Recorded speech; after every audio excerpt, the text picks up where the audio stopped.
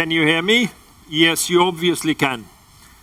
I can even hear myself. Good afternoon. Welcome to a meeting that perhaps is part of a process that was inspired by a fairly awkward discussion we had in Norway last year, where there was some proposals by the government to make some minor adjustments to the civil society budget. Minor in quotation marks. And when I took up my position as Director General of Norad, and when I met with some of the Norwegian civil society leaders, we talked about the discussion that we hadn't had last autumn, because it had been so focused on the acute budgetary issue, and that there are actually some very important key challenges facing global civil society in developing countries, and international NGOs, including Norwegian ones, that we didn't talk about that much last autumn. So, as a consequence of that, we decided to make 2016 the year of civil society in our work. So, this is the appetizer, Eva, our communication director, would say, and then we'll continue. We'll issue our annual result report on results in development produced by civil society, and we'll have a much bigger audience discussing some of similar issues at our annual conference in December. So this is not the meeting to conclude. This is, and we don't have the power to conclude either, and we shouldn't have the power to conclude. But it is an attempt to stimulate an important discussion. And why do we think it is important to stimulate that discussion? I think simply because we talk a lot about global changes, and they're happening, real time, real life. And some of those changes have got important implications for civil society in many ways, along many dimensions. And among them, clearly, sort of, one discourse is about the space for civil society. Is it becoming both stronger and more restricted at the same time? Another important issue is about funding of civil society, and both the north-south dimension of funding and the private-public dimension of funding. A subset of that question is, of course, about the use of aid.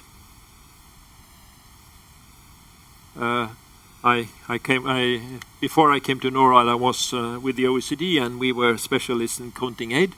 And our count would tell that on average 12% of the ODA from DAC members went to and through civil society, and that's an important distinction in itself. The Norwegian figure is about twice that, so 23%. So we have an unusually large share of our ODA to and through, because that, in spite of that, that ODA financing figure is in practice dominated by three big actors. US, UK, EU together account for about more than $10 billion per year out of the slightly less than 13 billion that DAC donors altogether give to civil society. So those three public, two governments and one intergovernmental organization provide the lion's share of that. Again, to remain with the figures of that, 90% goes through northern NGOs, through international civil society. Only 1.6 billion went directly, according to the statistics again, to civil society in the south. So we've got a funding model where some major donors, Norway included, have a very strong financing role for civil society, and we have a dominating financing model for that, which is through international civil society. I'm not making any value judgment about that. These are the business of throwing figures at issues, and then there are important questions for reflection, I think, and one of them is about funding and funding on civil society. And we've seen in the government sphere, we've seen a process over the past couple of decades, and particularly the last decade, where the aid dependency of most governments have decreased substantively. So the relative importance of aid as financing mechanism has decreased. It's not obvious to me that we have the same situation for civil society in the South. So there is a question about the overall financing. Then financing pattern, and particularly how can one raise more resources in the South to fund Southern civil society. Then there is, for us as funders, there's the big question, maybe we could call it delivery agents versus change agents. What is it that we like to fund? Is it delivery agents for whatever we would like to deliver, or is it change agents? And what mixture of the two, if in practice we would like to do to fund both functions? But those two functions, of course, are quite different and may require very different competence, very different profiles, maybe even very different organizations. I don't have the answer to that, but that's so that is a key question for us.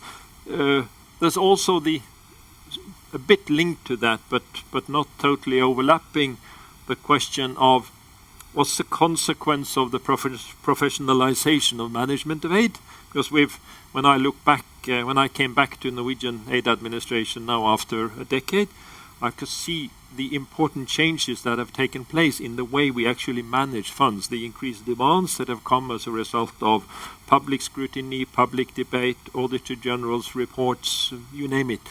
And clearly, when we finance civil society, we have only one way of solving those problems, and that's to throw them at the organizations that we are funding and ask them to deliver on them in terms of results matrices, good management practices, zero tolerance for corruption, and so on.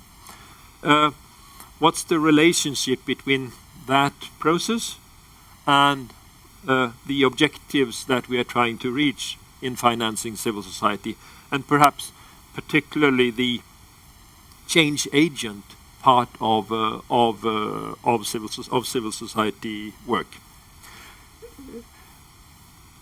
What we're trying to stimulate here clearly is not a Norwegian debate only. It's a debate that is going on in the South. It's going on in civil society space, and it's going on in many governments in our part of the world too. One of the risks one faces in a discussion like this is, of course, to overlook that civil society, the concept, covers a broad range of actors with very different perspectives, very different structures, very different mandates, very different experiences. When moving into the discussion, we've tried to cover a bit of that diversity on the Norwegian and international side, just to give a teaser of that, so that we've got both both broader, bigger, some would say more professional NGOs, and smaller, more targeted single issue type of organizations, both of which plays important roles in the development process. To kick off our discussion, we've invited somebody with a name that is both familiar and very difficult to pronounce. So he is the leader of CIVICUS, an umbrella international civil society umbrella organization. Danny Sriskandarajah. I'll never do that again. To hopefully both stimulate and provoke us into a discussion. And when he has done that, Svein Bæra, who is still heading our civil society department for another few weeks, will take over and lead the debate. Danny?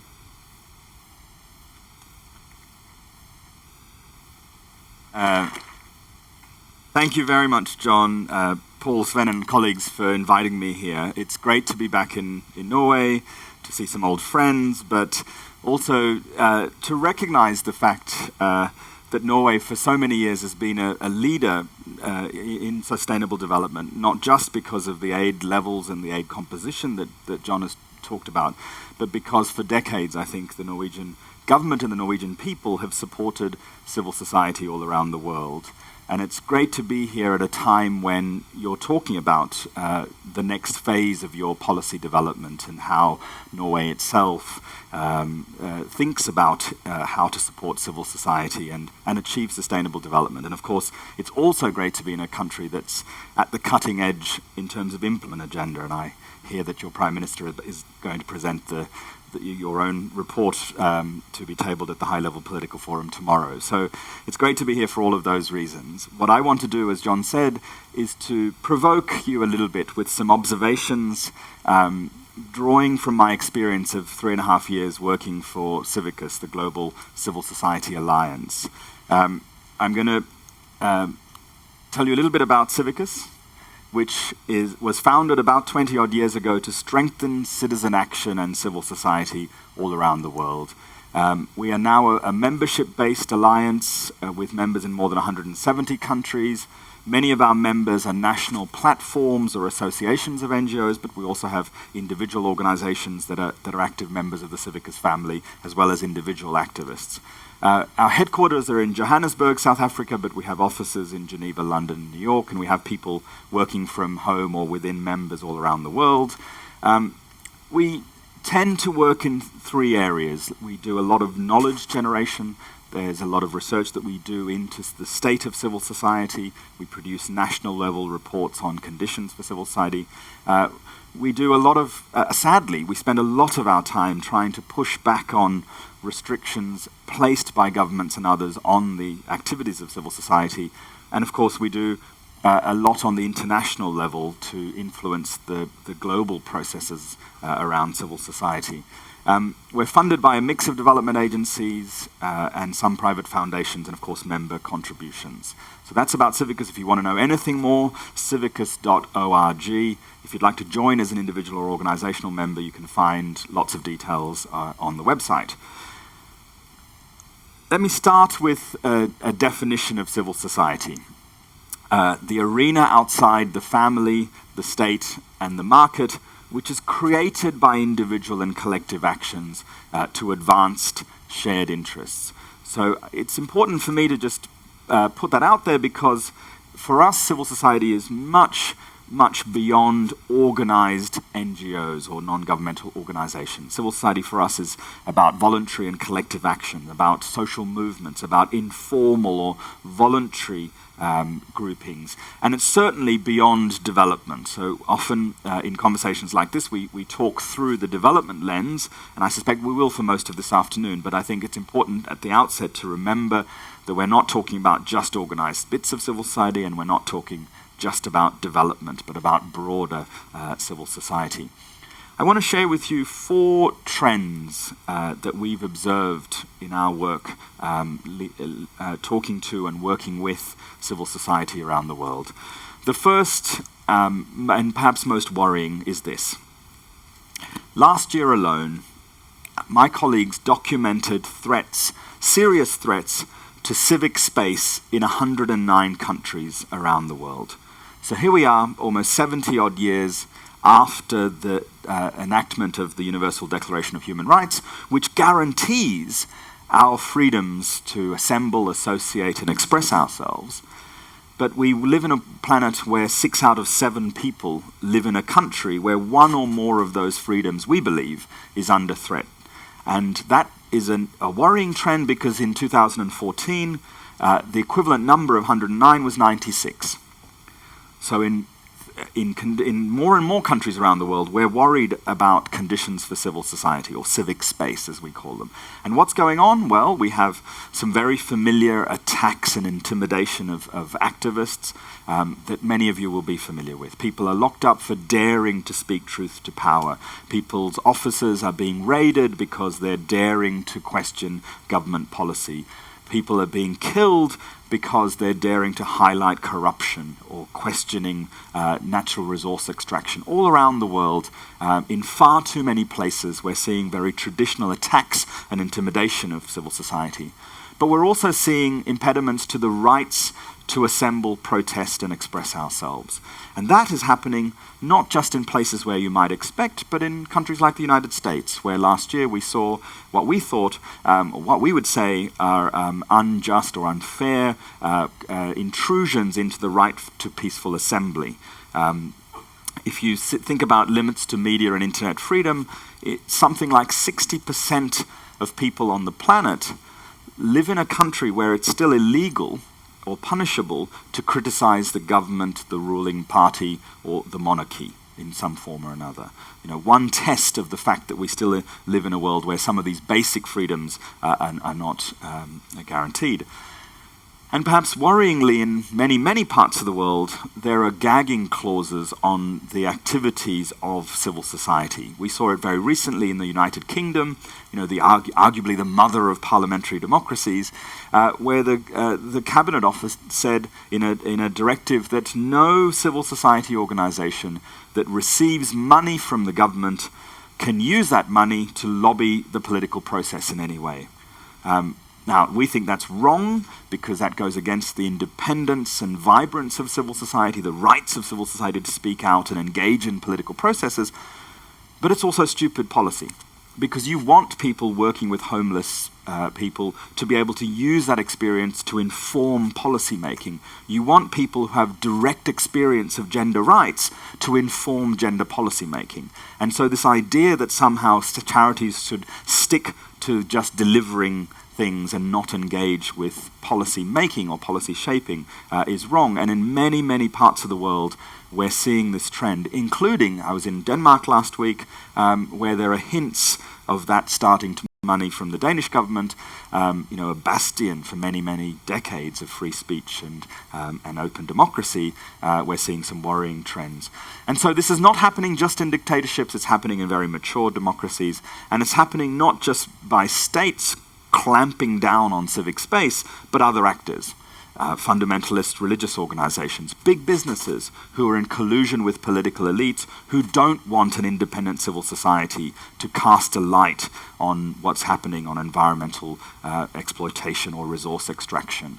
And so we live at worrying times, we would argue, when it comes to civic space.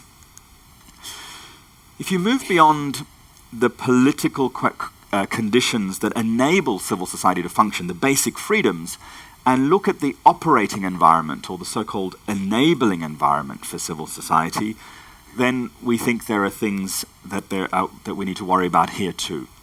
In a raft of countries, in a range of countries, we're seeing, for example, the introduction of complex registration requirements.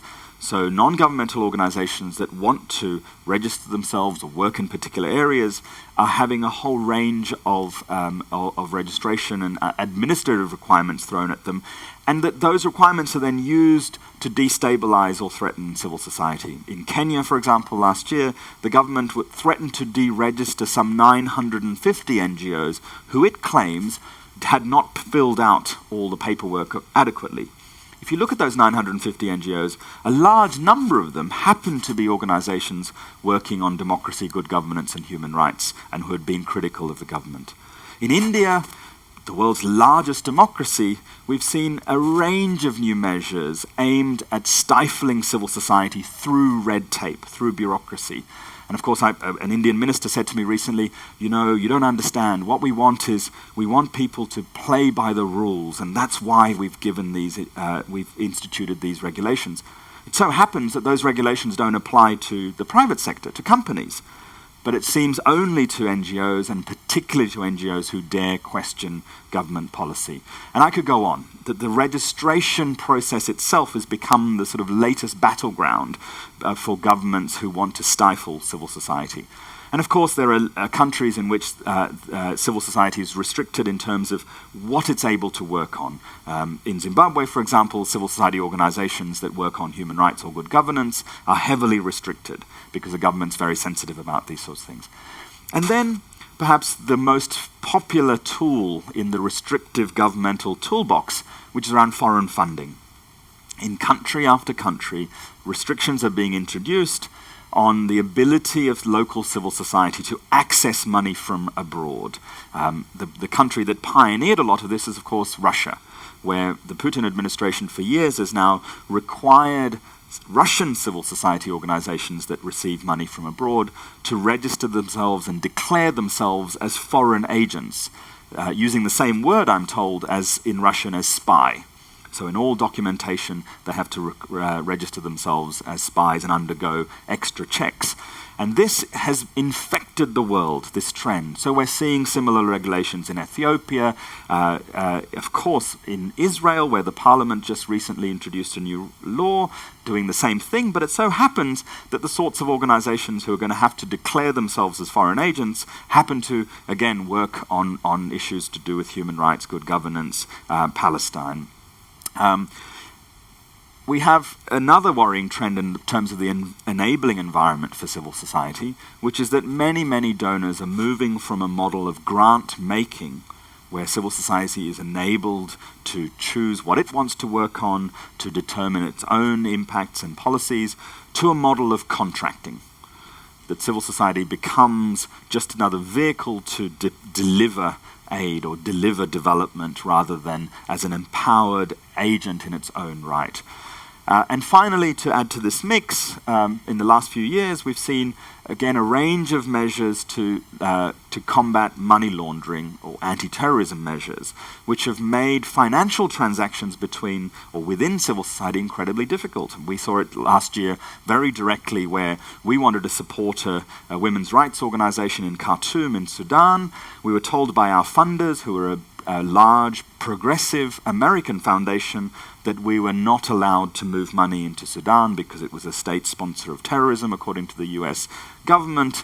And this small but valuable grant that was supposed to support gender equality in Khartoum couldn't go through because of these legislations. And that's a minor example of how the life of civil society is being cramped by many anti-money laundering measures. So, civic space under threat, the enabling environment for civil society getting more difficult in more places around the world. And I want to turn to some challenges within civil society. Resourcing, something that Jon has mentioned. In a crude manner, it might be useful to differentiate between challenges that are happening in the global north and those that are happening in the global south.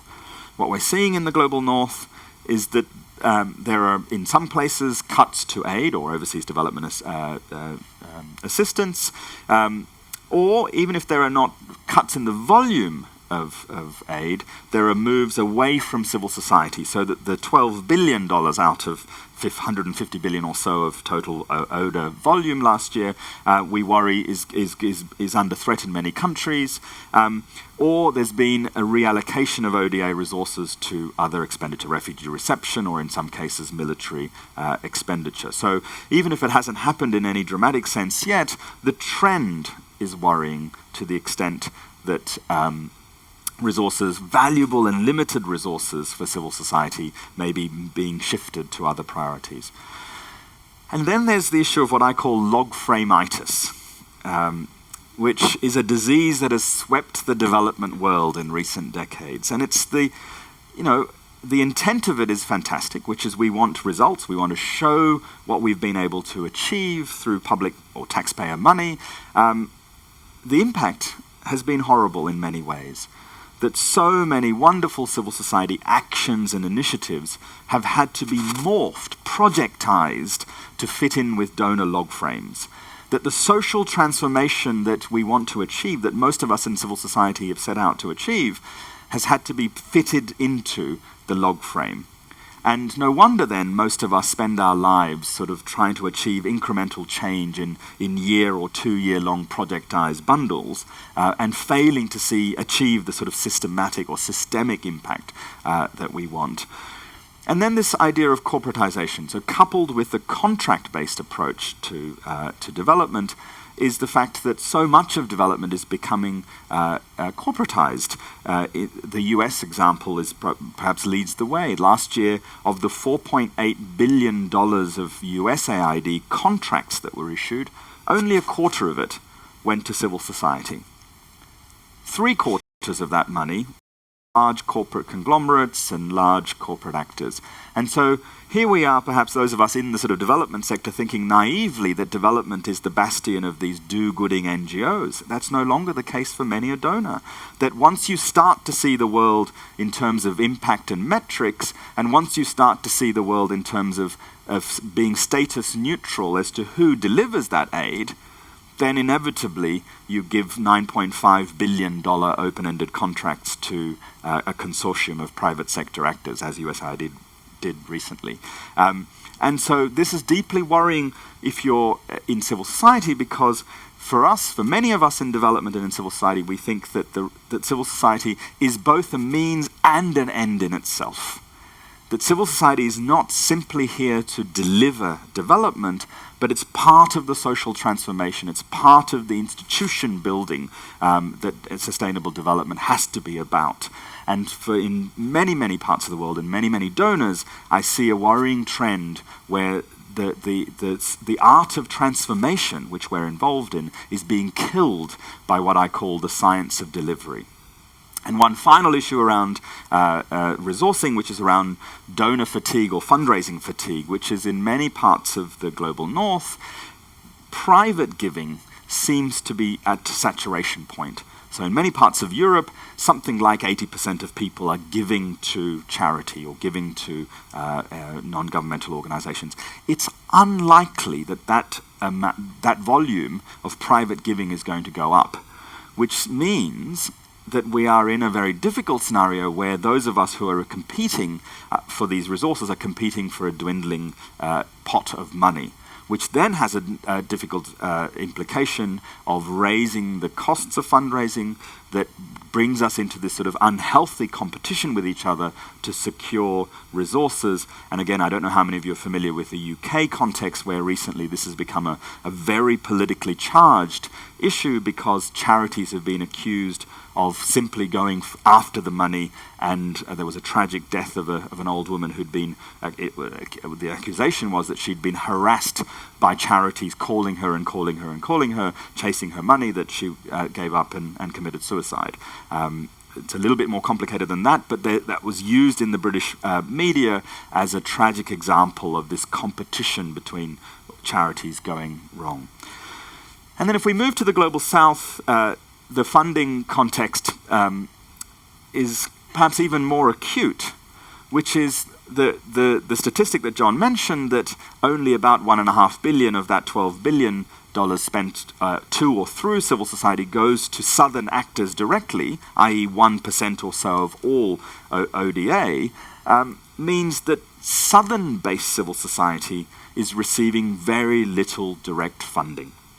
That most ODA money, for example, still goes through northern funding intermediaries, organizations that are asked to channel this money into the Global South, which then by implication means that those organizations in the Global South have very little unrestricted income.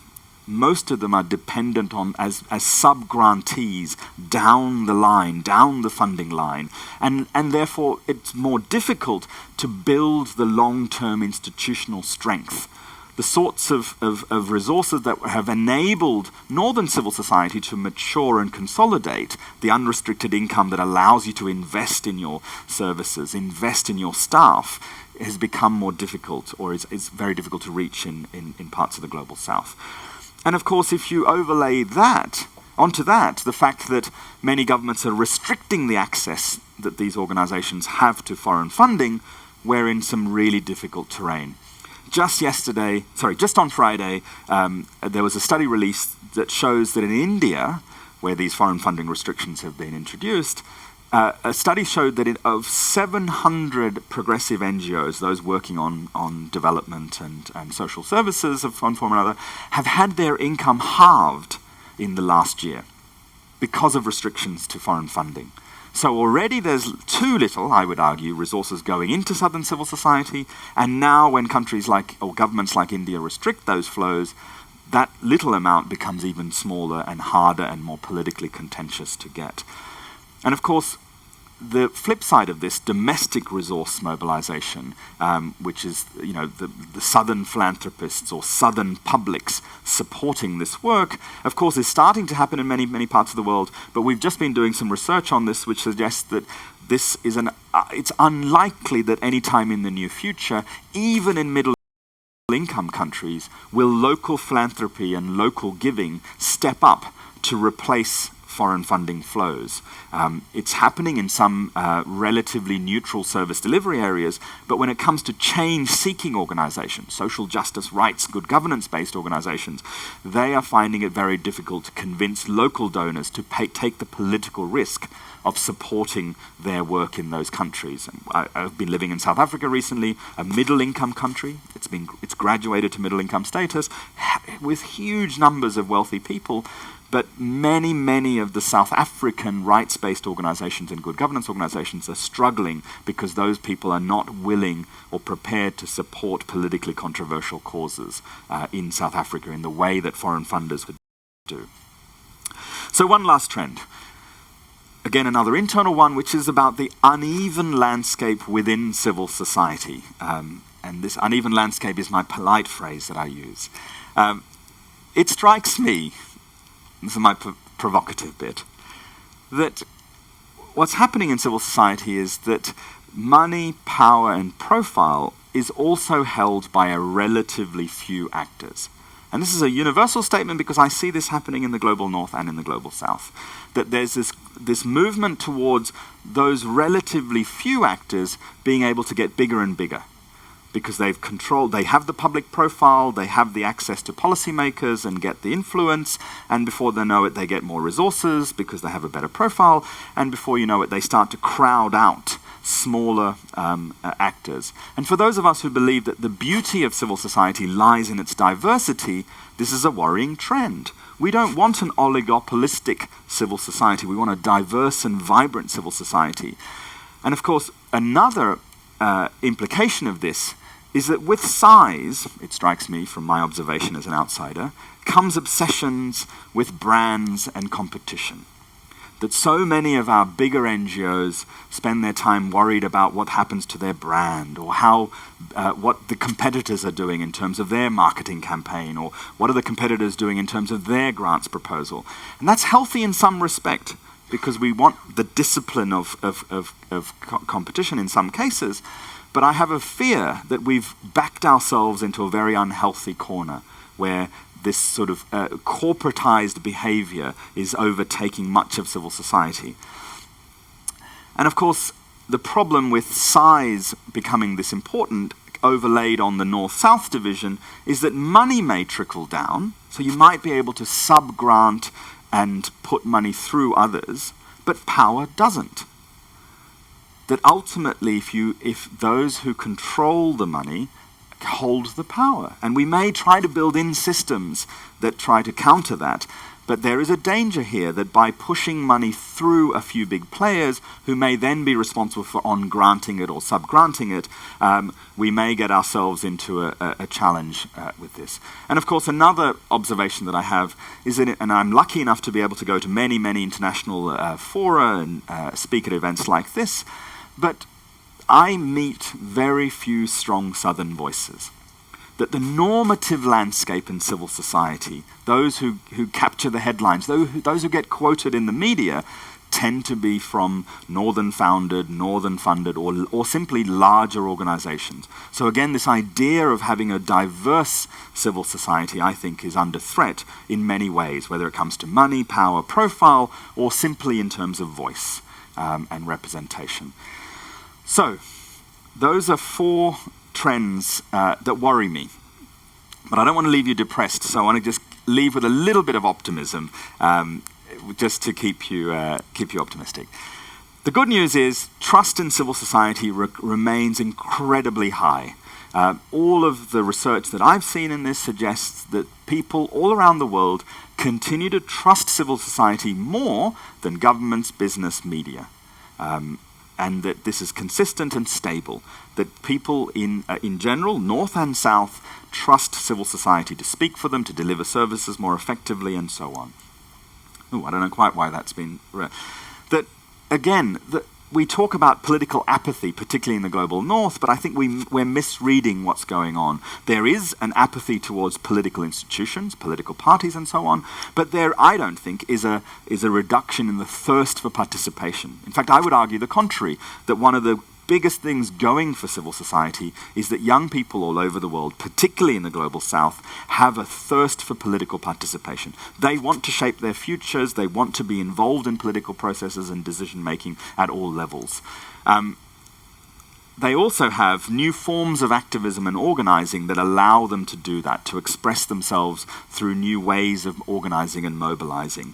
And of course, that's helped by new technology and new tools that allow for people to participate and engage in new creative ways.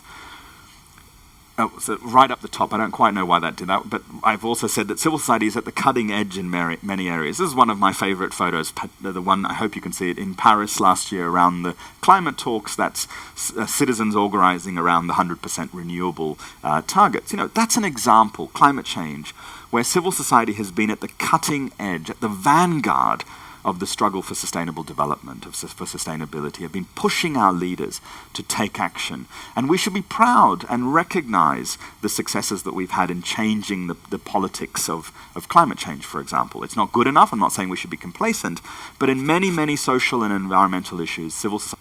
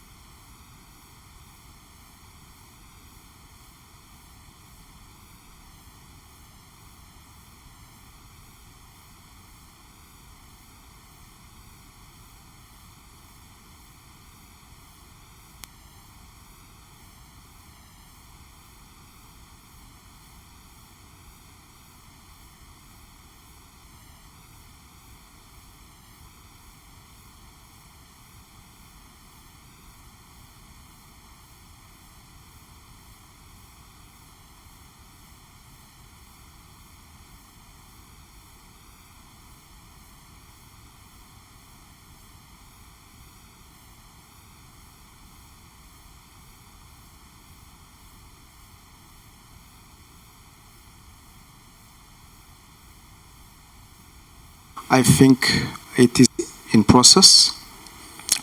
Just 2 days ago, I was part of the board session in Kristiansand, and I think one of the specificity of Stroma Foundation is this decentralized structure where actually the decision-making body is also in the south. This gives us actually opportunity to mobilize many actors, including the communities, around very good tailored programs, like one of them that you know, SPISCO. If the structure of Stroma Foundation, which actually makes its specificity, is not decentralized, will never assist to this good formula, never. And today, I can just give a simple example. If you take the case of Mali, because we have this autonomy to act, to work in partnership locally, and even with non-governmental and governmental actors. It's the government of Mali who actually asked to fund Stroma Foundation without any advertisement, totally subsidy, to ask Stroma to receive this funding for Speed School to reach 8,750 children in 3 years with a funding of 1.5 million euros. And we have been cooperating with the governments. They are bringing a lot of money in Speed School, implemented by local NGOs through this formula. I would like just to raise this example and show actually how things are moving toward the south, giving this power and capacity to manage. And you can see that Stroma is like 4 organizations because we have 4 regions but different, and each region has this autonomy.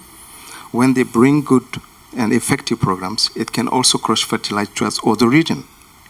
So the called head office is a facilitating office and facilitating also this cross-fertilization through other regions. And I'm happy that your colleague just 1 hour ago asked me, why don't you bring the Speed School also to South Sudan? Thank you very much. Thank you, Zakaria. While I open the floor also for another comment or question, I would like to invite the members of the panel to take their seats up here, and then we will start the session afterwards. But I would like to see one more question or comment from the floor before we give the floor to the panel.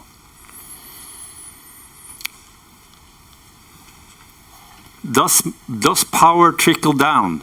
Danny said that power doesn't trickle down, but Zakaria maintains that the way you organize yourself, power may actually trickle down. What do you think? Yes, please.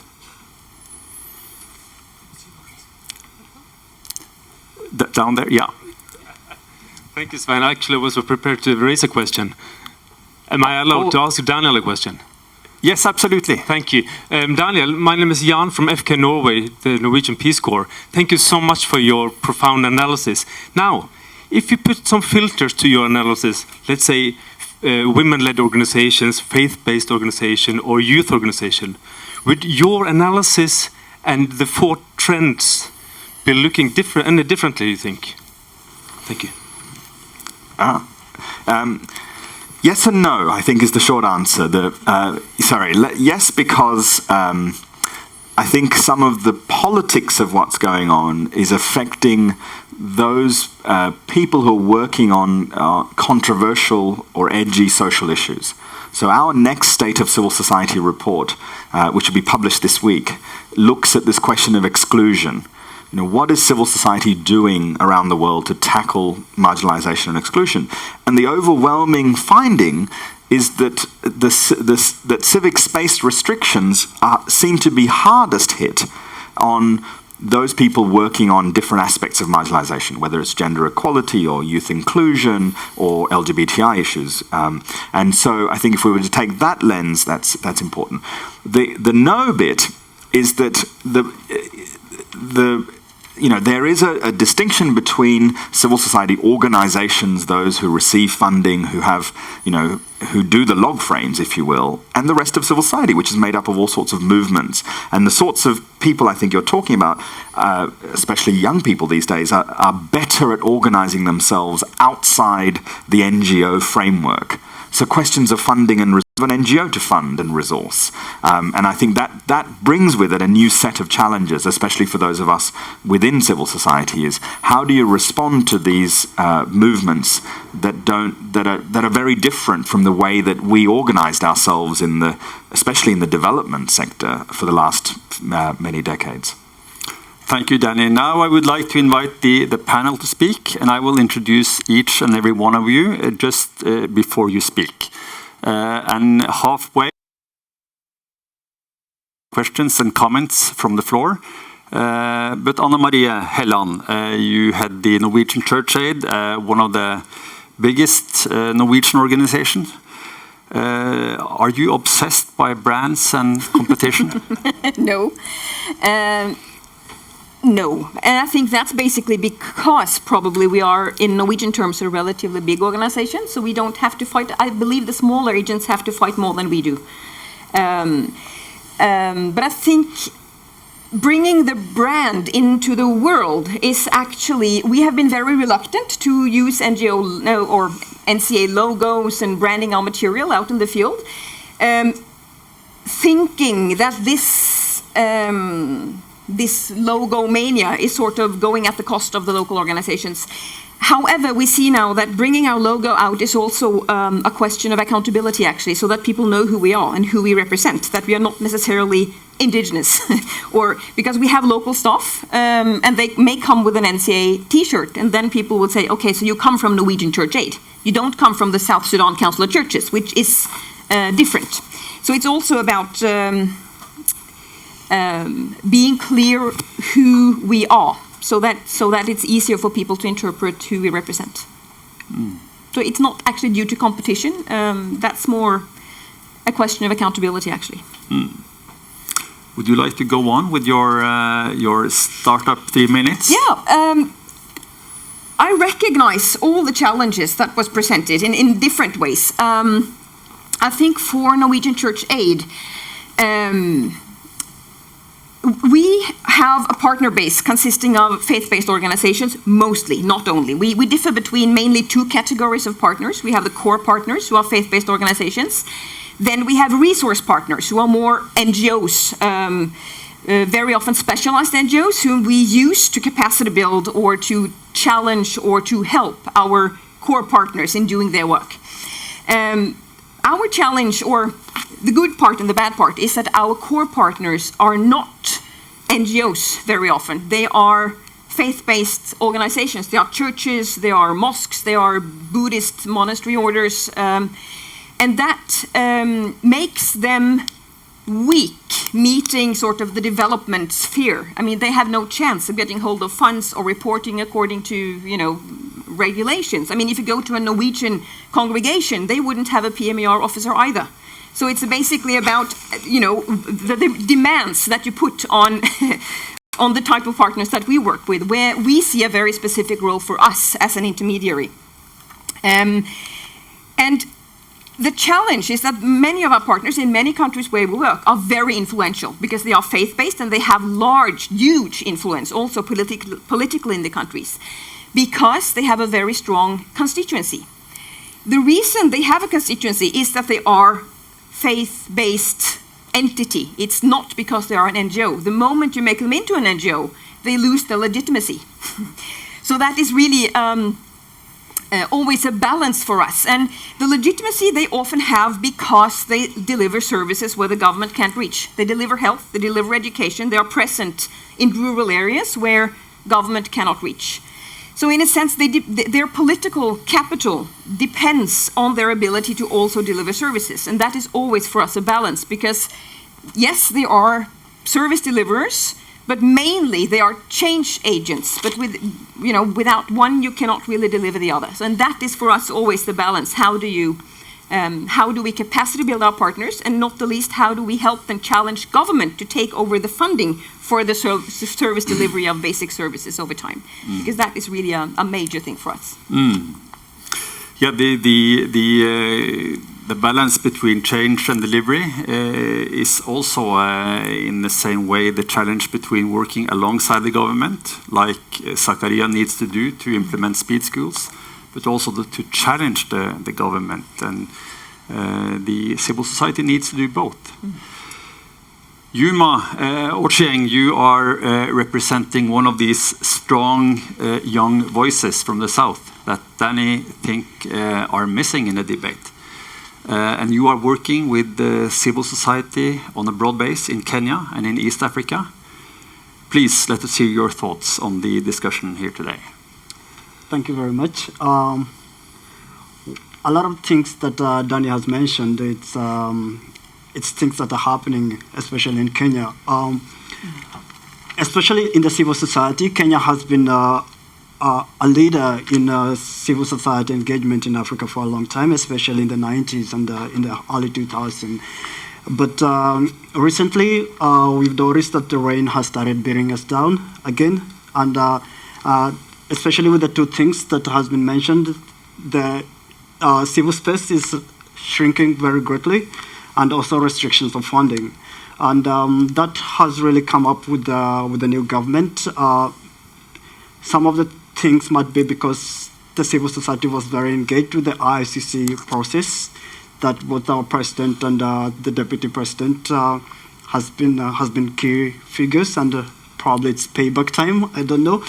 But there's also been a lot of restrictions or a lot of challenges within the civil society organization ourselves. But with that said and done, are there things that especially northern governments and northern NGOs can be able to do to challenge this? The way I see it is that, especially with the shrinking of civil space, calls for a change in thinking. That in itself is a challenge in the future, and especially when countries like Norway and the US and the UK has been funding civil society organizations for the last 20, 30, 40 years, and then in the 2000s there's still governments that are restricting freedoms and rights, then it also means that actually that funds have not been very rightly used, or that, I mean, the impact has not made sense. So if the shrinking of civil space does not call for thinking, then you should think about how you've used your money and what has been the long-term consequence of that. And then it calls for different ways of thinking, different ways of funding. And I see different arenas in doing this. Number one is about diversity. One of the easiest ways the Kenyan government is restricting civil space is by saying that, especially with the NGOs that are receiving funds from the West, is that they represent Western ideologies, Western philosophies, and do not talk to the Kenyan people. And that's a very easy thing to say, and it's very easy to resonate with the people there. And I think Danny has mentioned that, because I've always wondered why every time any person that comes to talk about democracy and freedom in Kenya has to be a white male person. Can't you guys get a Kenyan, for example? Because I'm talking about the same thing. So then if I say it on behalf of Kenyans about democracy, then maybe they might listen to me more than having a white male person saying that, because then it stops putting the agenda or putting it as a Western philosophy, but start talking about it as something we want. That is one thing that I'm missing. Something else is about also the change of who's engaged in especially civil engagement. Now there's a lot of young people, and there's a lot of social media and information through the social media. And then the framework within NGOs that as deliveries of outputs, or as delivery of what the donors want to do, that is also changing a little bit. And then we also have to see how do we use the young people and how do we use social media as ways to support social engagement and not using the A4 framework of NGOs, because a lot of the people that we want to reach are not within this NGO framework as of now. Another important thing I've always wondered is, like, especially with the reporting, it's because even when we receive the 1% of the ODA, we're always reporting back to the donors and not reporting to the people that we are supposed to work for. And here I've always asked some of my donors, why don't you demand that I report to the people that actually I'm supposed to help? Why am I sitting in a room with you coming from Norway or the UK and reporting to you? Because I might be lying in my reports. You have to demand that reporting should be done to the people that the service is supposed to go to. Because then we lack that kind of accountability within our own locality. We are not accountable to the people that we are supposed to help, and that creates a long space between the people that are around us, and we don't get support, especially when the space is also shrinking. That we're always seen as part of the donors and not part of the local society. And maybe that is something else that we should do. And then the last thing, just to mention it, is also working with capacity building. I'm very happy that 2 months ago I was part of a report that was actually commissioned by Norad, and it was on FK. Which the researchers said that FK is a good organization that supports individuals that work with civil society, but that does not make change in civil society, because they were looking at the NGO formal organization framework. And that for me was shocking, because I was part of an FK exchange, and a lot of my friends are part of the FK exchange. We are not working for the organizations that brought us for the exchange, but 10 years down the line, we are very, very active in social change and in civil society organization. And so 2 things here. Number one, also governments and Norad should also be very skeptical about the people that they commission to do their research. Just don't take the research as it is, because that was, I can tell I don't know how they did the research, but it's definitely wrong. So if you're going to use it, then but the second most important thing, and this also goes for Norad also, is like the Norwegian government of using mutual exchange and reciprocity and capacity building of young people. I think that's an awesome way of building capacity development, especially in the long term for people that are going to be engaged in a very long term in civil society engagement in the South. So I would really encourage you to continue doing that. Thank you. Yuma, I will be working with research in my next job, and I can assure you I will be skeptical and call you if I need advice. Okay. Now, there seems to me to be a certain logical gap in our argumentation here today, because both Yuma and Danny and Jon has mentioned the shrinking space, both when it comes to how you can work politically in countries, but also when it comes to funding. But we also seem to agree that there is a stronger civil society in poor countries than it used to be. So the space is shrinking, but civil society is becoming stronger, and because of that, we should perhaps give more funding directly to those organizations. So there seems to be a certain gap. What do you think? Kari Helene Portapoli from the Development Fund. Floor is yours. Thank you. I'm not sure that I'm able to answer that directly right now, but first of all, I would like to say that it's really good that Norad is taking this debate and this discussion, and that I think it's very useful for us as NGOs to look at our own trickle-down effect, which is something that we criticize quite a lot. In other situations that we have to also look at, are we guilty ourselves? I think that's very important. What I would like to do is to look at, from the perspective of my own organization, how we develop our log fremides, because that's been a development. And I've been there for 3 years, but I talked to some of my colleagues who've been around longer. And 20 to 30 years ago, we as an NGO, we were more moral supporters. We were donors, I would say.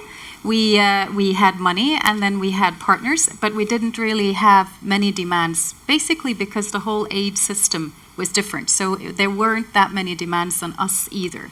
So I think we were there in true solidarity, and our donors, when we had donor meetings and they were analyzing us as a partner, they were very happy with us. Because of course we didn't put also very many demands. And I think we had also open discussions. And then a lot has changed over the period of time, and it's been a gradual change. And I think there's been a change in the whole overseas development assistance system and in Norad, and there's been a change within our organization as well. We now have to show our results, and I actually think that we did not really know what kind of results we had 20 to 30 years ago. We had the best intentions, but I don't think that we actually knew was what we were doing leading to what we wanted to do. And in a way, this logfremitis, which is seen as something negative, in a way, I think that those demands that was put on us actually made us cooperate stronger with the partner NGOs in the South, and it made us be more conscious of our own role. But at the same time, it also took away some of the creativity, and it took away some of the moral and support and the solidarity. So it is really not a set picture. It is quite diverse. But we at least now have a much more conscious idea about what kind of role we play. So, and I think that also a negative result of this is that I think that the partners see that we take over the programs to a bigger extent than we used to. And maybe it's true.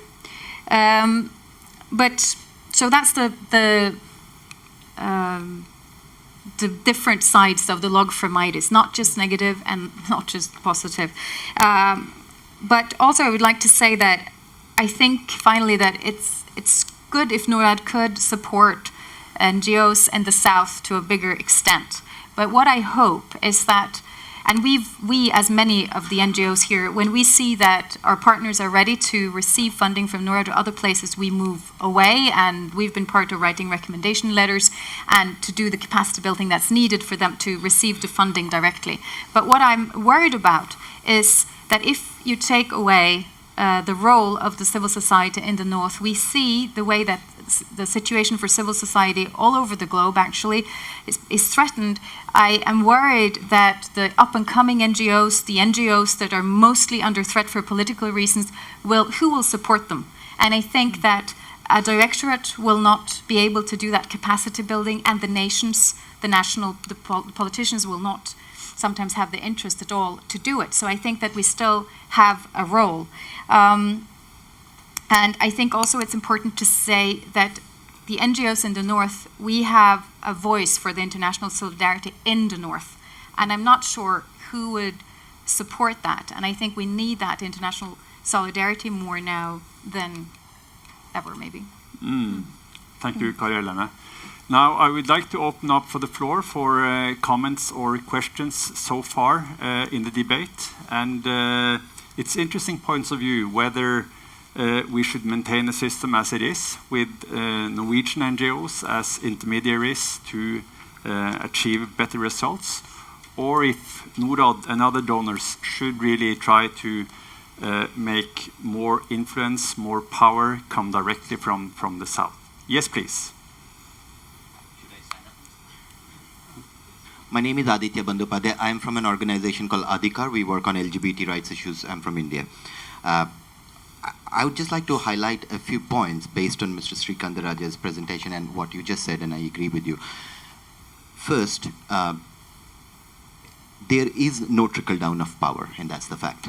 Civil society organizations and organizing within the countries actually works in very predatory ways, and there is a very Darwinian manner in which it's survival of the fittest kind of thing.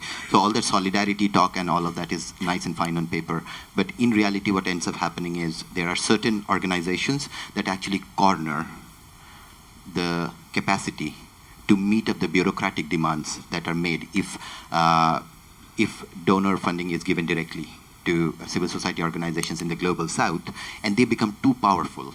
And other civil society organizations, the younger ones, the ones who do not have the clout, the ones who do not possibly speak the language or make the log frames right necessarily, but have the necessary energy and the motivation to create real change, they are the ones who either become subservient to these organizations, and the power does not trickle down. That's the fact. We need to keep that in mind.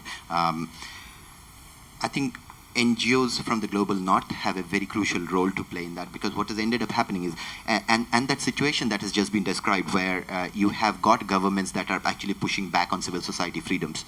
My own organization, for example, have suffered as a consequence of the funding restrictions that are being put in from receiving foreign funds.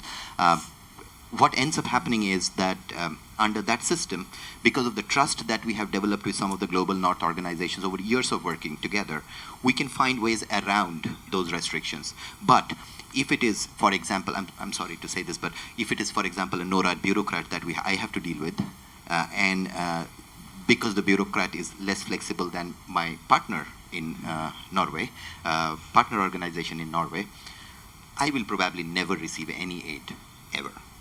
And that's the long and short of it. And there is a third thing I want to highlight. In Chinese NGO parlance, we have a word called gongo, or government-owned NGOs, government-owned non-governmental organizations. In India, we have a term called pongo, which is politicians-owned non-governmental organizations. Now, what ends up happening is that when these restrictions are operating, the biggest civil society, supposedly civil society players, are gongos or pongos. These are the people who are connected to the politicians. They are the ones that have got access to the government officials. They are the ones who are pretending to be civil society and opposing the government while actually not doing so. And they are the ones who are cornering power. And if you actually directly support civil society there in the global south, circumventing or not really, including global north partners that civil society in the global south has, the risk is that you might end up actually supporting those very governments who are trying to curb civil society by using these agents. And that is something you need to keep in mind. Thank you. Thank you. So we heard here that it's a confirmation to Danny's point about that power doesn't trickle down. And there is a double restriction problem, because the countries in the south, they restrict the space for civil society, and at the same time the donors like Norad are restricting the use of funds to only go to certain specific targets. And this is causing a problem. Now, keep your minds clear, write down your comments or questions, but I would like to go back to the panel now and invite Marna Eide from FREE to speak. FREE is the Norwegian Organization for Sexual and Gender Diversity, and Marna is the head of the international department. The floor is yours. Thank you. Dan, I thought your presentation was brilliant. I agree with everything. Your analysis is very to the point. We don't see ourselves. We're asking ourselves. Just a brief explanation of who we are. We're the Norwegian LGBTI organization, or LGBT organization of Norway, and we have a part of our work also is for international. We have partnerships with organizations in South Asia and Kenya. And we ask ourselves all the time, what is our added value? Actually, it's this question we're asked by Norad as well. Are we fund intermediaries, or should we stop? Should we recommend that Norad funds directly those organizations that we know in the global south, or should we do that funding through us? And I think. You commented on some of the things which I agree in terms of who's going to make sure that there is continued Norwegian focus on these issues if we don't do it. So, in East Africa, for instance, there are some really good regional fund mechanisms. There is UHAI, for instance, and in South Africa, for the Southern African region as well, there is an organization or an NGO called, or a funder called the Other Foundation. Now, these are really good at sub-granting for this issue. But I still think the same problem would apply, the one that Aditya just raised, that if you don't secure that there is a diversity of funding going, you have this, they become kind of powerhouses, and that stifles civil society growth and movement. So you need a diverse stream of funding through different mechanisms, and I think that's essential for civil society to keep growing. I think that was a major point. I think also that, I mean, we're really different organizations here, and I think we're not a really large donor. We don't see ourselves as a donor or as a fund intermediary. We see ourselves more as a civil society organization that is working strategically with the Norwegian government on these issues, and where the direct funding that we have from the Ministry of Foreign Affairs is terrific because it allows us to be super flexible. The funding that we have from Norad comes with all the bureaucratic hassles, and it's a lot more difficult to work with because we enter into these 3-year agreements with all the log frames, all the things that really don't allow us to capitalize on the change that is happening at the moment when you need to be there, when you see an opening, when you see that here is the opportunity for change. Right now, for instance, decriminalization of homosexuality in Kenya. If we'd had a 3-year agreement with Norad on these issues, we would we wouldn't have that kind of flexibility that we actually do have now to fund religious leaders who fund. We have like really good programs going with actually converting religious leaders to be progressive in terms of this issue, or at least not progressive. I mean, they're not talking same-sex marriage, but at least not killing people. So that's kind of so we have these really good things going that we wouldn't have if we had the non-flexibility that we have with Norad funding. Fortunately, the Ministry of Foreign Affairs direct funding that we have is a lot more flexible. And I really hope that doesn't change, because I know that the Ministry of Foreign Affairs is thinking of adopting your model of funding, which would actually ruin a lot of our work. Yeah, so basically that was my... That's why I'm going back to the ministry after the summer to make them have the same demands as Norad, of course. I'm sure some of my colleagues from Norad afterwards would like to respond to that we are ruining your work by putting too many demands. I'm sure someone would like to comment on that. Thank you, Marna. And it's now my pleasure to give the floor to Samuel Gwensi, who represents the Zimbabwe National Students' Union. And he also represents the Norwegian Students and Academics International Assistance Fund. So the partnership between these two strong youth organizations, are you representing, Samuel? Okay, thank you very much. I think Danny did a great work in terms of his analysis, but I felt like the issue of young people and students has been lacking even within that analysis. There's a general apathy in terms of young people, especially in my region, despite having the greater population of people between the age of 35 and below. And that has been a genuine neglect, either within the police framework or within the broader civic society spaces. So I think those are the critical issues that I think Dan, when he works on his analysis next time, he has to really look at these issues. But I think within the space of activism or within the civic society spaces in Southern Africa per se, young people has also been neglected in these processes, but being critical political change actors. As some of you has been like following the news happening within Southern Africa, like the Fees Must Fall campaign, and the key political processes that are happening in Zimbabwe, you would see that young people are now championing the current political economic status quo, where they believe that they are supposed to be the key drivers. They have been, their future is actually bleak, and I think it's not just in Southern Africa, but I also think even within the Western countries right now. If you would have been following the American politics today, you would equally see that huge cry among young people within the universities, and I think also broadly one of the events that I encountered right here in Norway, it seems like it's also propping up that young people are being segregated in either police processes or being key actors. Even if you would find this process, you would find that most of the people around this space are actually 35 and below, 35 and above, and who are supposed to be the key actors of tomorrow. So there is need of having them being included and also being as key political change actors. So these are the very things that are purely stiffening the participation of young people and students in policies. Then one of the issues is also about, especially within the global south, is the ideological basis of civic society. Like what Juma highlighted, the issue of civic society actors getting funding from Western countries. They are being considered as regime change agendas.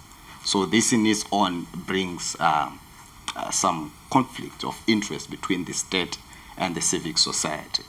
Then I think also another issue that is of critical within civic society in Global South is the repressive legal system. Like in Zimbabwe, there was the NGO bill. Especially these bills or legislations are created when you threaten the state pillars. As long as you are part and parcel of doing your activities without touching the state pillars, the government can always offer you audience or lip service. Lip service is like they would come and have a discussion and a forum with you without tangible issues, because you are not really effectivizing the change that you want. So we consider them that they will be offering you lip service. And the other issue is about donor fatigue within the Global South. There's been great, tremendous progress that has happened over the years in terms of civic participation. But I tend not to agree that the space is growing, since you have highlighted that we depend more on the Western donor aid to build our own democracies.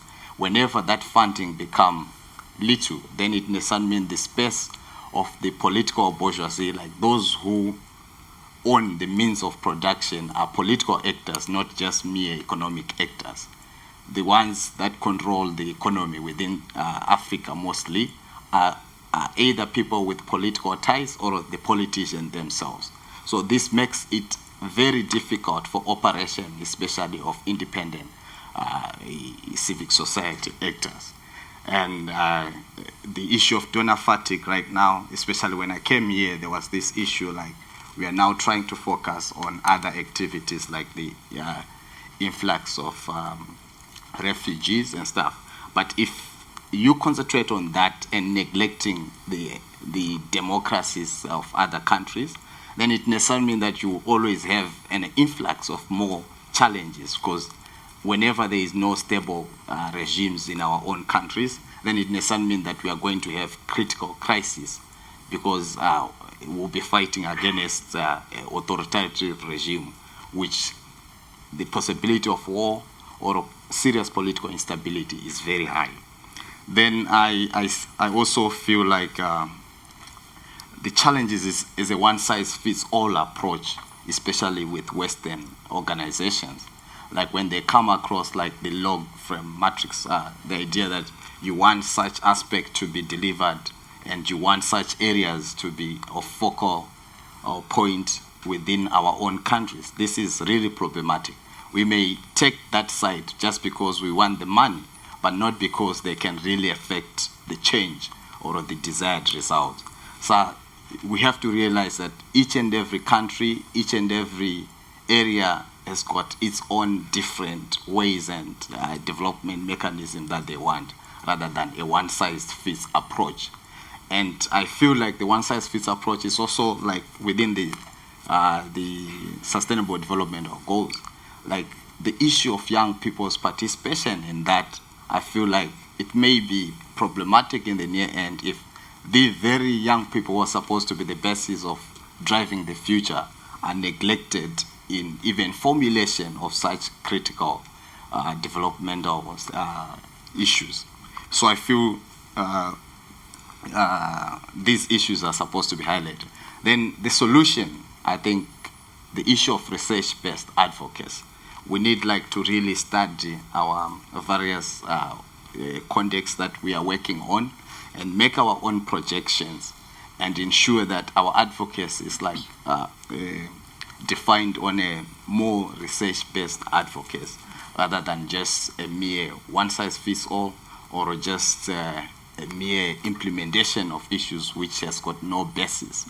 So I think those are the issues that the civic society today, I think, may be the solution to the challenges that we face as civic society.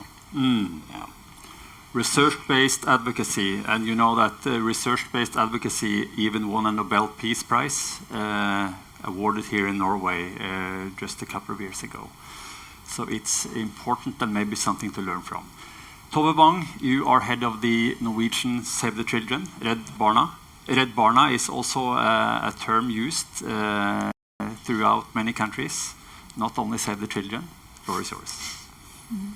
You want them to say Save the Children because it's good branding. No, I think I represent actually one of those organizations that you, Danny, rightfully criticize. I don't necessarily agree with absolutely everything you say, but I think you have a lot of good points. We are an INGO who has grown in strength and impact over the last few years because we have joined forces more than before.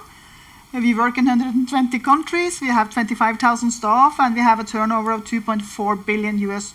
So by and large, we are one of those that you are skeptical to and that you challenge, and I welcome that challenge, I must say. I also want to say that within Save the Children, we have 29 members, and even there is an uneven landscape. So the uneven landscape, it's not an external thing only, it's something that we struggle with and are very aware of within the organization, because we have small and big members. I just want to explain very briefly how we do this, because we have 29 members. All of these members have to have a program in their own country. And the national programs, so the domestic programs, are growing. And that's reflecting the situation in the world today. Children's rights are violated everywhere. It's just not North and South issue, it's a global issue. I'll come back to that a little bit. But 1/3 of our members are in the South. But they are smaller than the members in the North. So the imbalance is there. Power and geographically, it's there within the organization and, of course, more globally, as you have said. What we do to mitigate this imbalance, geographically and power-wise, is to, first of all, recognize that it's there and has to be dealt with. I think that's point number one. Point number two is we invest in building stronger members in the South. We invest in Save the Children India. We invest in Save the Children South Africa. And the more traditional, long-standing members in the South, we want them to become stronger.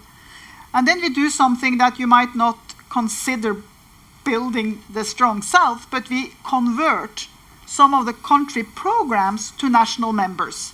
Like now, it's the Colombia, it's Philippines, it's Indonesia, long-standing programs for Save the Children, dedicated national staff. They want to turn it into a national member. That is another avenue to strengthen the South, not just thinking these traditional levies, finding partners, but building a stronger global movements.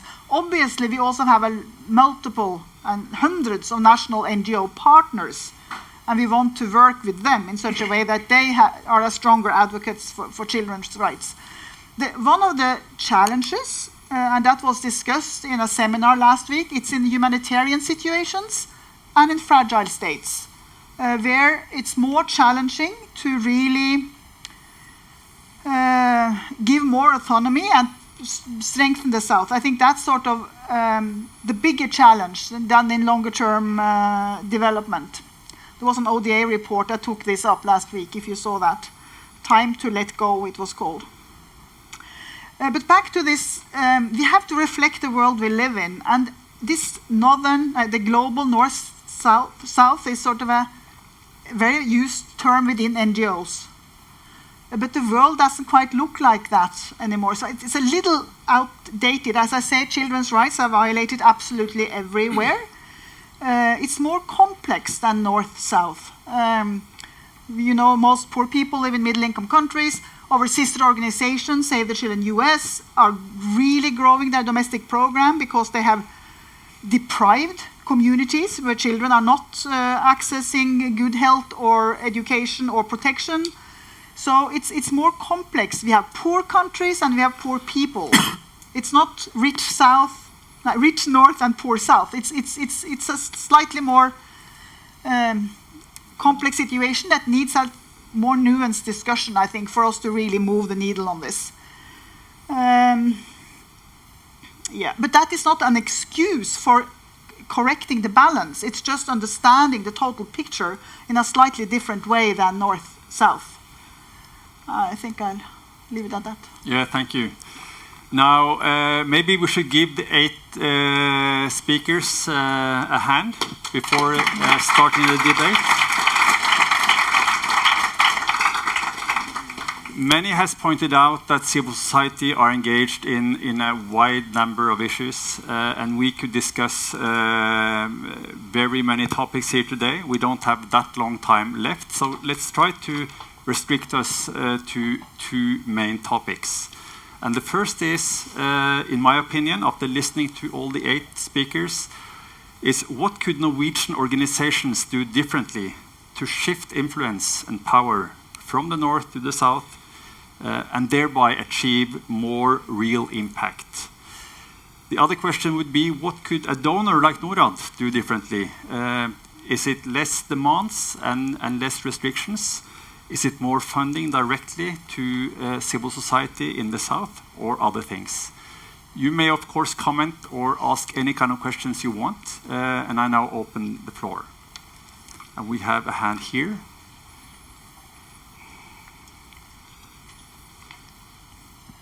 Hello, everyone. My name is Jackson Otieno from Kenya. I'm a compatriot of Juma K. Ochieng. I come from an organization called the Gay and Lesbian Coalition of Kenya. My comment, I think, also offers some bit of an answer to the 2 questions that you ask. What can be done? I think accountability. Accountability on 3 levels. Accountability to the beneficiaries, as Juma had mentioned, right down there. Make sure that the people who supposedly benefited from that project know what is being reported upwards. Accountability to the benefactors. In the case of Norad, I would imagine the benefactors are the Norwegian people as taxpayers, or the Norwegian people if it's funding intermediaries or fundamediaries, not through taxes but directly, but accountability to them. The other accountability for me would be peer accountability. Those organizations that work on a particular issue should be able to look at each other and say, hey, you received this amount of money, what have you done with it for these communities or for these issues that we are working with? So for me, if you're able to sort that out, and the way I see that being sorted out is not really cutting funding through intermediaries, but it's actually, so in my issue particularly, LGBTI issues, there's a very big nexus between, there's a nexus between accountability and international solidarity, as was mentioned, where something like Orlando happens, and across the world, it doesn't matter whether you're north, south, you feel it. And who feels it more is the person who feels, I thought I would be, if I went to Orlando, I'll be safer, but people are being killed. People like me are being killed in Orlando. So if we can have a funding mechanism that does not lose that point, that issues are issues wherever they are, and people who are interested in a particular issue will be able to connect to each other more across the world simply because of the issue. If that can be translated into the funding mechanism, I think that will be awesome. Thank you.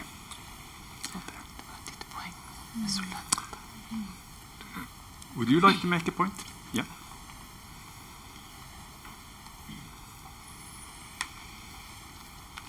Thank you. My name is Musa Chwaula. I'm representing the Federation of Disability Organization in Southern Africa. This is a regional umbrella organization that consists of 10 membership countries in Southern Africa. Our organization is an advocacy organization. We want to ensure that persons with disabilities in Southern Africa, they are accorded the services they deserve so that they become equal participators in the social economic development in their own countries. We've also been involved in research programs so that we are also able to have evidence when we lobby for government to give services to persons with disabilities. We've been working with our partners in Norway, and with Norad funds, we've done quite a lot. Most of the countries in Southern Africa have ratified the UN Convention on the Rights of People with Disabilities. But we still feel that the capacity of our members to support disability work still needs to be, strengthened. And we were concerned that the support that is being given to our partners here in Norway who support us in the south has been cut. And we feel that Norad has got a responsibility to support the initiatives that have been done over the years towards giving the voice to persons with disabilities in Southern Africa, so that they're able to speak for themselves, so that they are able to ensure that services are also go towards their side. We have also noted that even within the mainstream civil society organization, there's very little space for persons with disabilities. So we feel that support towards our organization in Southern Africa through our partners here will go a long way in giving persons with disabilities a voice, so that children with disabilities are able to go to school. Even those that have completed education, they're able to go to work. And also that the policies, the legislation that is now on paper should be translated into action, so that it brings meaning to the lives of people with disabilities at the village level and all levels. Thank you. Thank you. Very important point that we need to remember to include the double marginalized people with disabilities. Now there are many hands over here. I think you were the first and you were the second, and then Lars is the third.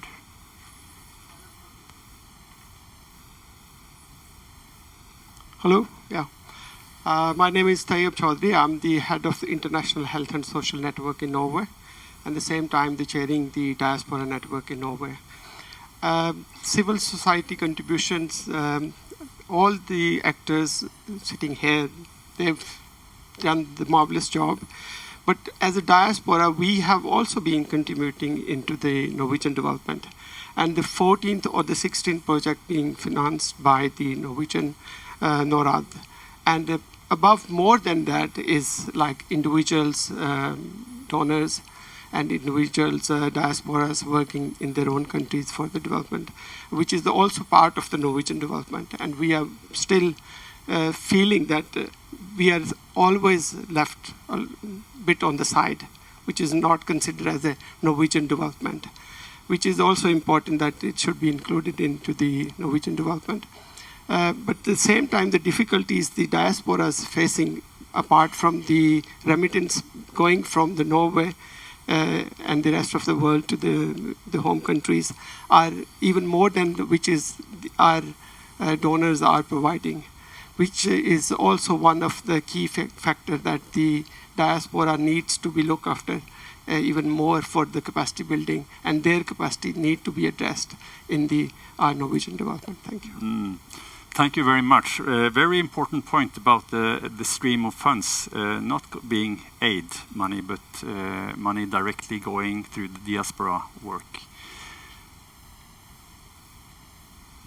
Hi, my name is Jean-Claude. I work in an organization called Deaf Aid. I'd like to thank Danny for the very interesting reflection, but also thank Norad, because very few donors, as we know, provide such an open forum to have civil society actually shape the destiny of development aid. I think that's very important. If that's the case, then I think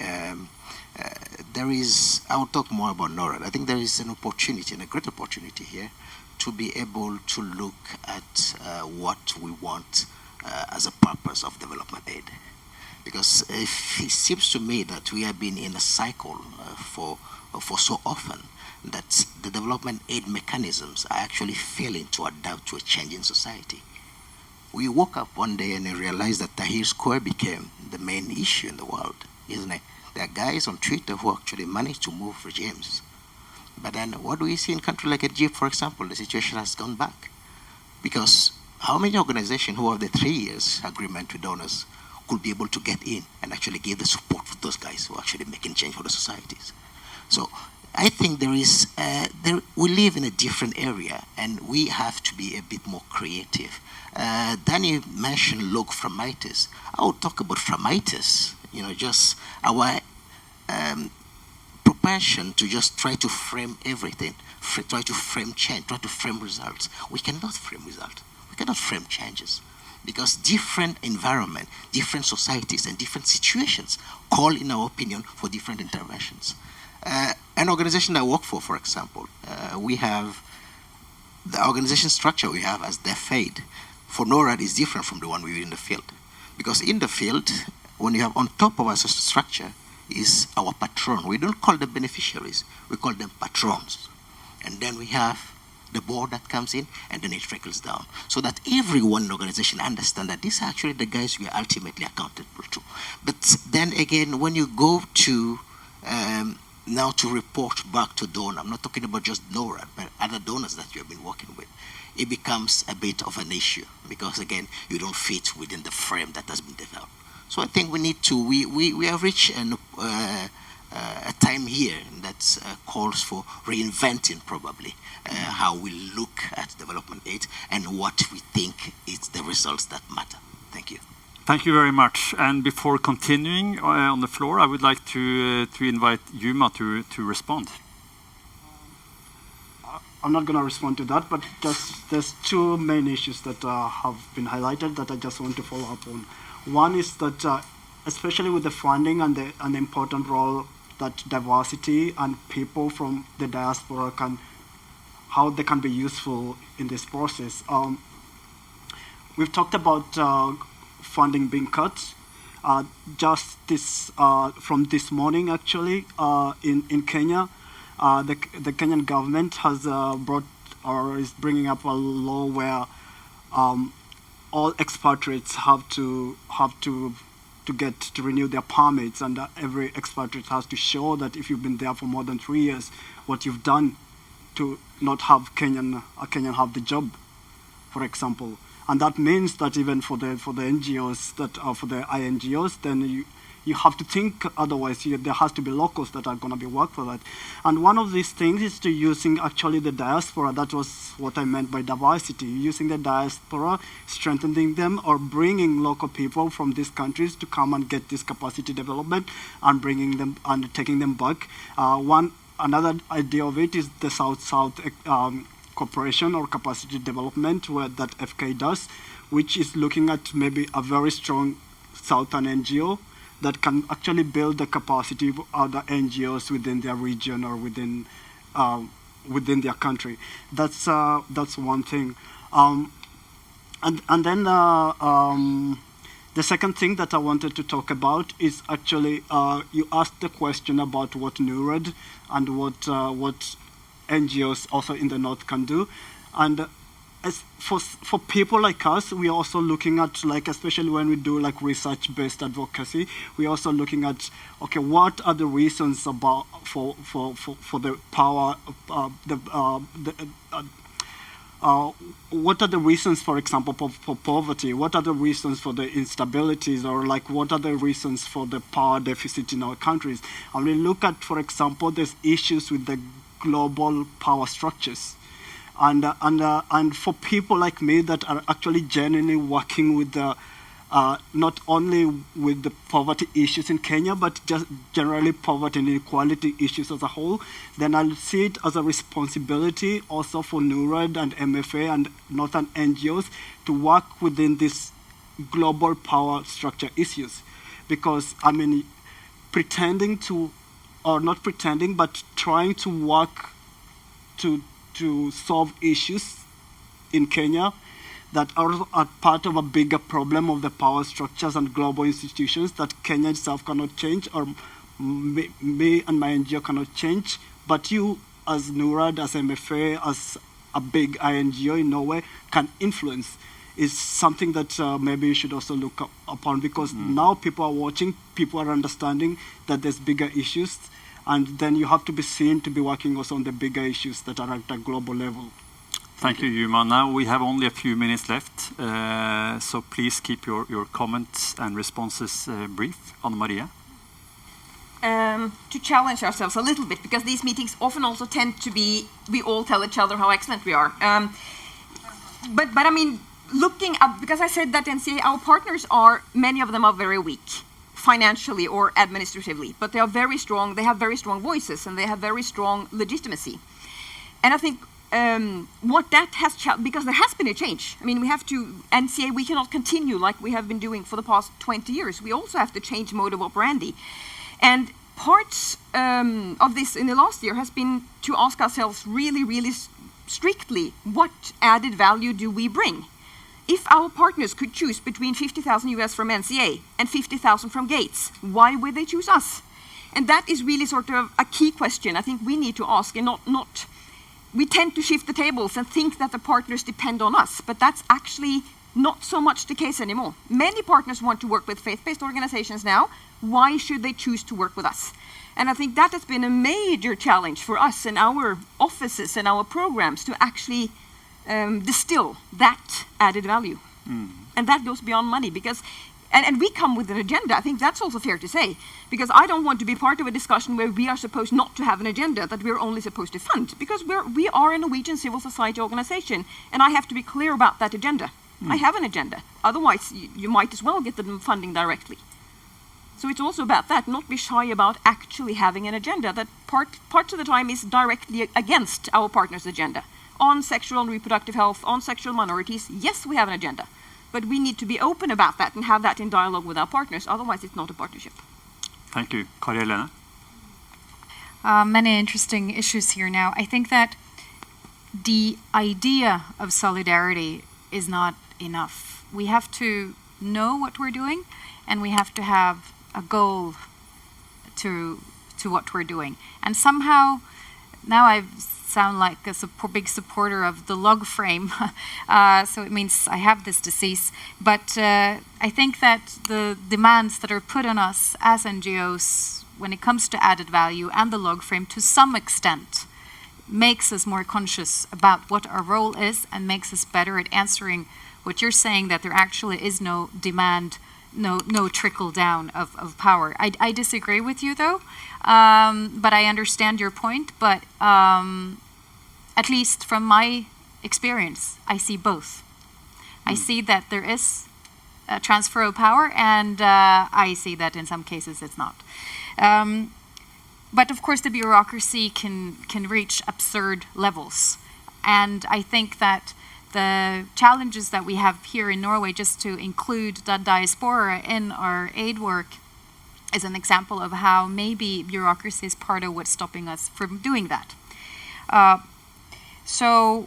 then one last point, that when it comes to the thing about service delivery and whereas change agents, it's much easier here in Norway as well to get funding for service delivery. So for us as Norwegian NGOs, that's much more easier. If we can show, I work with agriculture and food, if we can show that we get climate smart agriculture to hundreds of thousands of farmers, then we will get the funding and we will be rated high.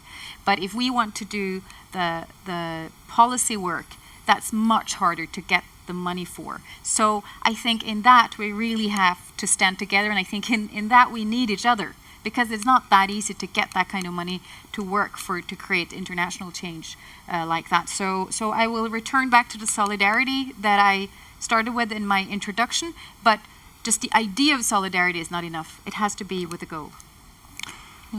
Our time is out, but we will take the 2 questions or comments from the Rainforest Foundation, Lars, and also from the Norwegian People's Aid. But then we have to close the floor and let Jon and Danny sum up the most important impressions they have got here. Thank you. My name is Lars Løvold, Director of Rainforest Foundation in Norway. I'll try to be extremely brief, much briefer than the question originally. We live in a time when there is deep uncertainty about the future of long-term development assistance in Norway, about the use of the channel for civil society. We all know that development needs a kind of certainty and a kind of long-term vision and consistency over time. To cut through everything, when we don't know if humanitarian aid, short-term relief, will take the bulk of the future development budgets in Norway, I think it's high time that the development community does what the environment community managed, namely to forge a cross-party coalition, cross-party agreement in Parliament, as the climate agreement which made rainforests, support, survive, change of government. Let's forge a coalition. Let's talk to the parties. Let's make sure that long-term development assistance and strong civil society in the South is part of what Norway wants as a community for the future. Thank you. Thank you, Lars.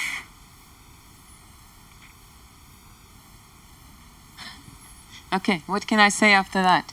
Now, actually, I had a lot of comments, so I'm going to try to be very brief. I do agree that that's a need, and I think that there's one good reason why we shouldn't, as Norwegian people, move our office to the south, and that is that we are a Norwegian organization, and why should we start competing with southern organizations in taking over that role? I think it's important to have this clear idea about roles, and I do think that we need to build more of sort of alliances between countries and between organizations.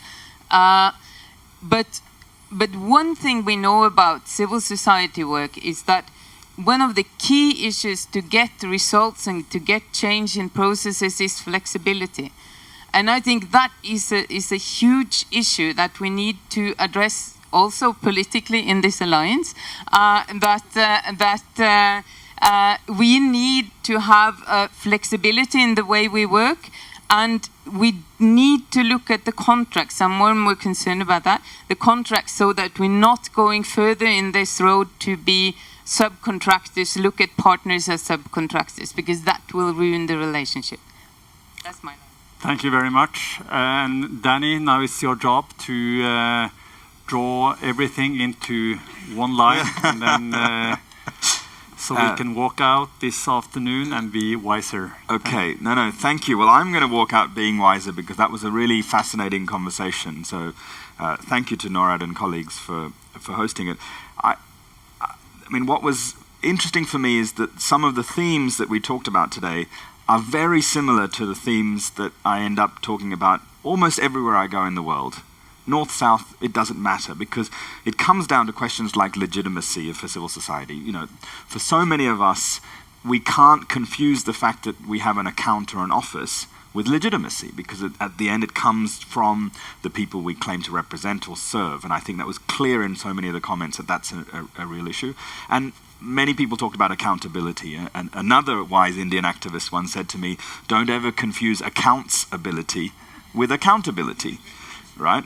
And so often we end up doing the former, and we say we're wonderful at producing our accounts, but we forget about the accountability to the people we claim to serve or represent. So I think there's many common conversations that are happening, and it's great to see it happening here. For me, the the fundamental tension that I see here, I saw last week in Denmark, and to a degree in the UK as well, is those of us who are in this sector, if you can call it that, have to take a two-pronged strategy that seems a little bit contradictory. On the one hand, we have to protect what's special and good about development, to your point around, maintaining the political commitment to what development can achieve, maintaining the political pressure to protect aid budgets, to maintain the pressure on internalizing the Sustainable Development Goal agenda so that that Norway plays its rightful role in achieving sustainable development, not just through aid, but by changing the behavior of your pension funds to make them invest more responsibility, for example. So, we need to protect the development project, if you will, but at the same time, we have to dismantle what I call the development industrial complex, right? For 50 years or so, we've created a system that has been based on that simplistic assumption that there's a rich world and a poor world, and the rich world shall give charity through a bunch of agencies, intermediaries, fundamediaries that will deliver that charity. That was probably never the right assumption. It certainly doesn't feel right in the 21st century.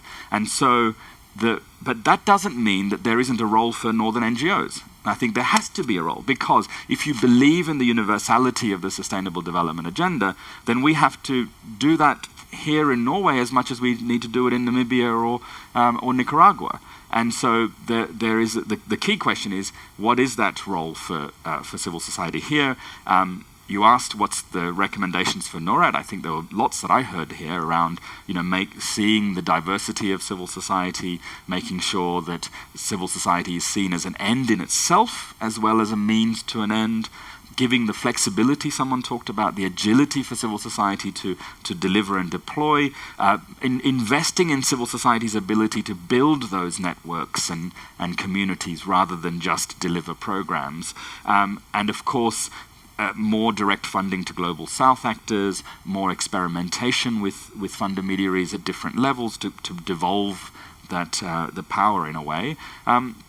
And I think several people talked also about innovation, that, we need collaboration, we need competition at times, but we also need to promote and nurture innovation within civil society so that we can tap into diaspora networks more effectively, working alongside them, so that we can work to build more sustainable financial operations in the global south that are less dependent on the development industrial complex. So I really do wish those of you in Norad well as you develop your new policies, but also Norwegian colleagues as you try to influence them. From CIVICUS' point of view, we're here to support what I hope is a wonderful new set of policies and recommendations here at Norad. Thank you very much.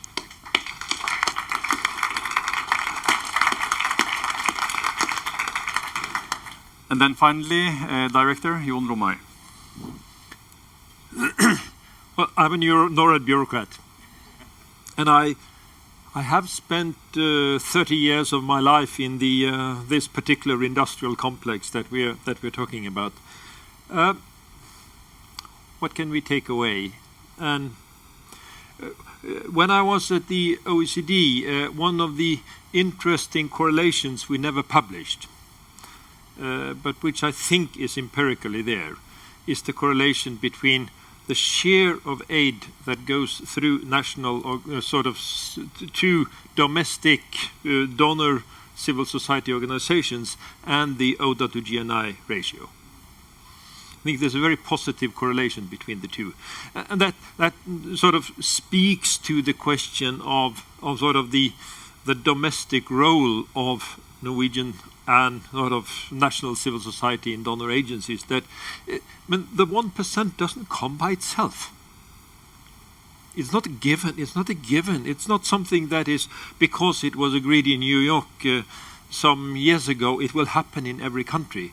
It comes out of national, and that will not come out of, never come out of international processes. That will always come out of national political processes, because at the end of the day, it's a budget priority in Norway that will decide how big the aid budget is. So if we think that a sizable Norwegian contribution to international development is important, as I do, then it is also important to keep in mind that role that civil society plays in creating the political basis for the Norwegian consensus about the 1% goal.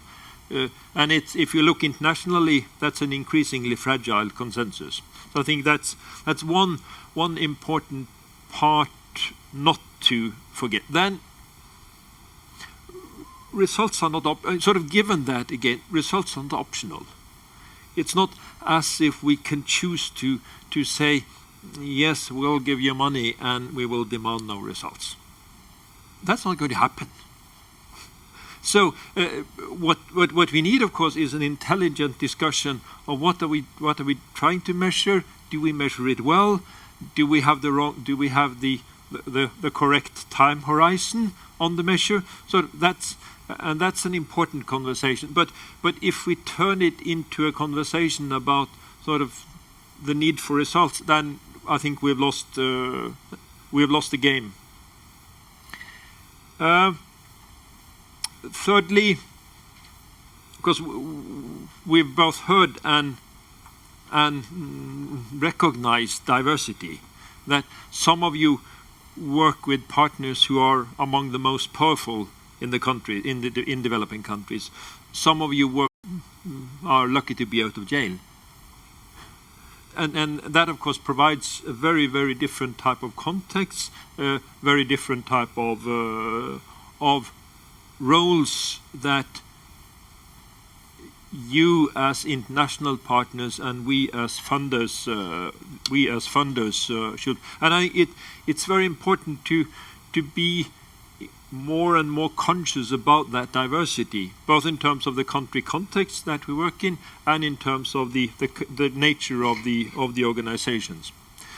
And then, regardless of what I said initially about the important domestic political role of Norwegian NGOs in securing the political basis for our development cooperation, clearly the question about value added is there and will continue to be there, and it will be part of our bureaucratic duty to push that, to force that argument of what is your value added, what makes it worthwhile for us to channel the money through that way. And then perhaps fourthly,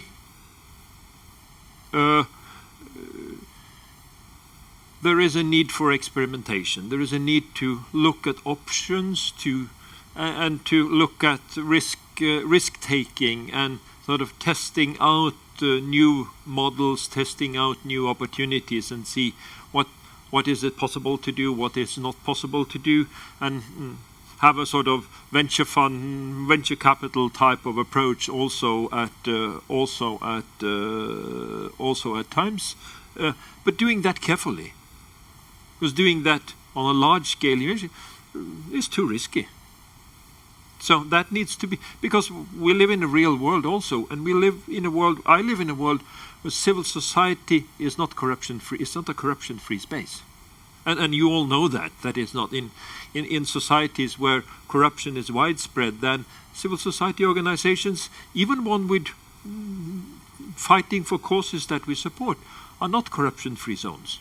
They are as exposed to corruption as other parts of society are. So that also needs to be part of our risk analysis and part of having that as a part of our recognizing that as part of the challenges that we need to face. And then perhaps second but last, one important cure to many diseases, to my mind, is openness and transparency. And sort of the publish what you fund idea and concept, sort of that one way of dealing with the power balance issues that will always be there when you talk about is openness and transparency. Making it publicly available to all partners, how much money is received in the one end and how much comes out in the other end. And what is the justification for what remains at the different levels? sort of, when we give money to NCA, what's the justification for what remains in Oslo? What's the justification for what remains in an office in Dar es Salaam or in Lilongwe? And what's the justification what would go? So sort of openness, transparency about these resource flows, I think, is an important part of the cure. And then, lastly, today is not a day to conclude. As I said initially, this is, from our perspective, the beginning of an important conversation. And as somebody said in a film that some of us saw a long time ago, it's the beginning of a wonderful friendship.